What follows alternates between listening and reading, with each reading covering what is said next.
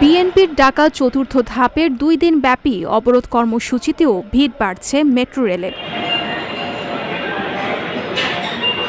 কম সময়ে গন্তব্যে পৌঁছানো স্বস্তি ও আরামদায়ক যাত্রা হওয়ায় মেট্রো রেলকে নিরাপদ বাহন মনে করছেন অনেকেই। এই অবরোধের সময় বাসের জার্নিটা আসলে অনেক রিস্কি হয়ে যায়, যেহেতু সন্ত্রাসীরা দুর্বৃত্তকারীরা যখন তখন আগুন দিচ্ছে বাসের মধ্যে।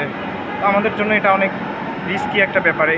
আর মেট্রো রেল চলছে এজন্য যারা আমরা স্টুডেন্ট আছি বিশেষ করে, আর যারা অফিসে জব করে তারা সকালবেলা অফিস যেতে পারছে এবং কি অনেক স্বাচ্ছন্দ্যের সাথে তারা অফিস যেতে পারছে। সড়কে গণপরিবহন সংকট ও ভোগান্তি থেকে বাঁচতে সাধারণ যাত্রীরা ভিড় করছেন মেট্রো স্টেশনে।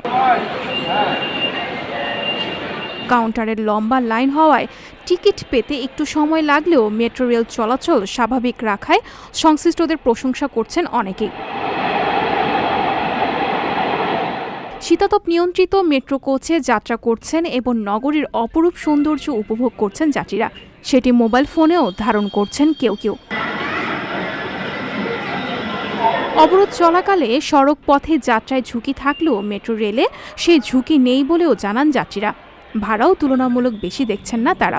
ভাড়া যেটি রয়েছে সেটা আসলে তুলনামূলকভাবে কম দেখছে না বেশি?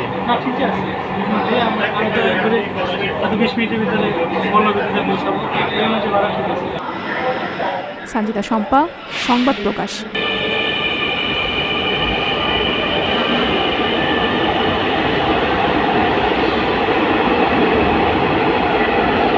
সংবাদ, ফিচার ও অনুষ্ঠানের জন্য ভিজিট করুন সংবাদ প্রকাশের ওয়েবসাইট এবং যুক্ত থাকুন ফেসবুক পেজ ও ইউটিউব চ্যানেলের সঙ্গে।